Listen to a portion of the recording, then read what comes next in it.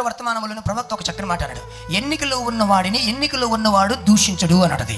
దూషిస్తున్నాడంటే అతని ఎన్నికలో ఏదో రాంగ్ ఉన్నట్టు అర్థం. ఎన్నికలో ఉన్నవాడు ఎన్నికలో ఉన్నవాడిని దూషించడు, ద్వేషించడు, పగబెట్టడు, కక్షబెట్టడు.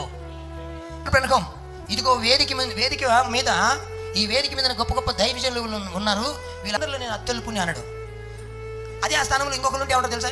వీడికి 7 మొదలు తెలియదు, వీడికి 3 ఇల్పు తెలియదు, వీడికి అది తెలియదు. ఏమంటున్నాడు? విలువైన సేవకులు వీళ్ళు. నేను సముద్రము ఒడ్డున రాళ్ళలో గులకరాళ్ళలో నేను ఒక చిన్న గులకరాయిని, నేను పెద్ద గులకరాయిని అంట్లా.